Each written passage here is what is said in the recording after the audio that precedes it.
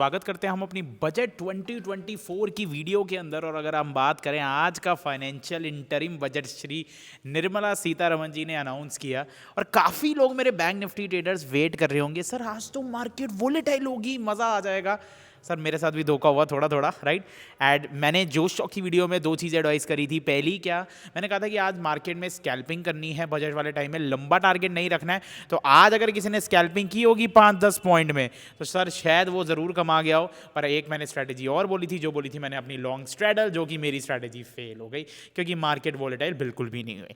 अब बात करते हैं आज के बजट में कौन से ऐसे पॉइंट्स हैं जो काफ़ी अच्छे आए हैं मार्केट के लिए। क्या आज का बजट अच्छा था या बुरा था, ये फटाफट से पॉइंट डिस्कस करते हैं। तो पहला हमारा बजट का जो पॉइंट है, मैंने काफ़ी नोट्स बना रखे हैं यहाँ पे, जो है कि बजट के अंदर हमारा जो इनकम टैक्स स्लैब है वो बिल्कुल भी चेंज नहीं हुआ है।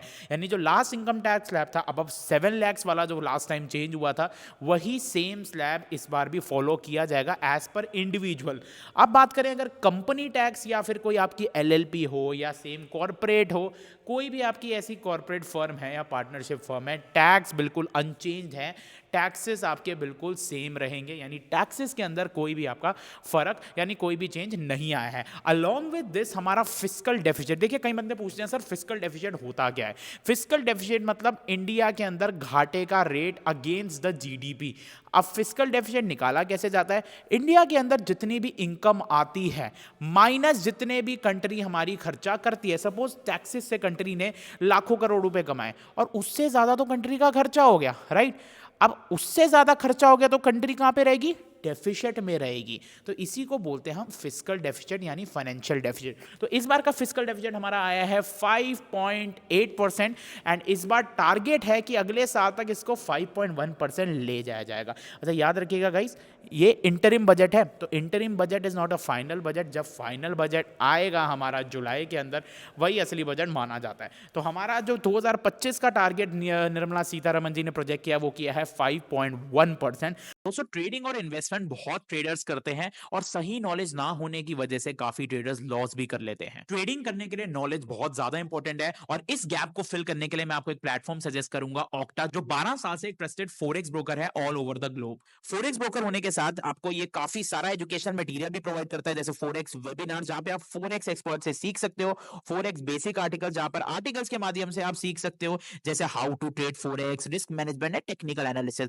अपनी लर्निंग को और ज्यादा इंटरेस्टिंग बनाने के लिए फोरेक्स बेसिक वीडियो कोर्स की हेल्प से आप लोग सीख सकते हैं। सब कुछ सीखने के बाद आपको ऑक्टा पर एक risk free demo account open कर सकते हो, apply what all you have learn, और जैसे ही आपको कॉन्फिडेंस आ जाए तब रियल मनी इन्वेस्ट करके ट्रेड कर सकते हो। ऑक्टा एंड्रॉइड और आईओएस दोनों पर अवेलेबल है, जहां पर आपको 24/7 ट्रेड कर सकते हो बिना किसी हिडन चार्जेस या कमीशन के। ऑक्टा पर आप क्रिप्टो करेंसी और यूपीआई की हेल्प से पैसे डिपॉजिट और विड्रॉ कर सकते हो। मिनिमम डिपॉजिट अमाउंट है ₹1500, और अगर आप मेरा प्रोमो कोड यूज करते हो तो आपको डिपॉजिट पर 100% डिपॉजिट बोनस भी मिलेगा।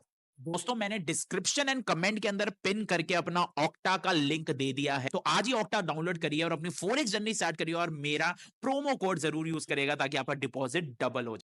अलॉन्ग विद अगर हम बात करें, एक काफ़ी इंटरेस्टिंग न्यूज़ है कि सर 2 करोड़ घर बनाएंगे 5 साल के अंदर इन पीएम आवास योजना, ठीक है ना। सर याद रखते हैं, ये एक बात अगर मैं आपको बताऊं, इस टाइम की पॉलिटिकल पार्टी स्टॉक मार्केट के लिए काफ़ी हेल्दी है, आप लोग जानते हैं। खैर मैं कोई पॉलिटिकल क्वेश्चन नहीं करना चाहता, पर आप लोग मानेंगे कि sir currently ruling party stock market में जब से आई है वो स्टॉक मार्केट तब से उठी जा रही है। सबसे पहला एग्जाम्पल सर हमारा कोरोना हो गया, और मैंने नहीं देखा सर अपने लाइफ स्पैन में कि इतनी बुरी सिचुएशंस में भी, एक बात बताऊं, यूएसए के अंदर one of my friend is in like is in a very top business school, बहुत बड़े बिजनेस कॉलेज में है सर, वो मैं नाम नहीं लूंगा उस कॉलेज का।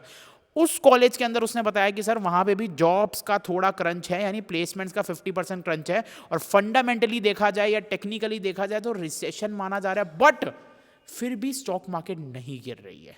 तो यानी सर क्या है, अगर टेक्निकली रिसेशन है, फंडामेंटली अगर देखा जाए तो मार्केट में वीकनेस है, बट स्टिल स्टॉक मार्केट अपना हाई पे हाई मार रही है, इट मीन्स पॉलिटिकल पार्टी हो या जो नेचर हो, इन्वायरमेंट हो, या लोगों के सेंटीमेंट्स है, वो मार्केट के लिए काफ़ी बुलिश है। अब मैं इसमें कोई राय नहीं देना चाहूँगा, वो बेहतर इन्वेस्टमेंट एडवाइजर आपको बता सकता है। साथ के साथ अगर हम बात करें इस बार क्या है हमारा, साथ के साथ 2 करोड़ घर बनाएंगे प्राइम मिनिस्टर जी ने बोला, सॉरी निर्मला सीतारमण जी ने बोला है इन पीएम आवास योजना।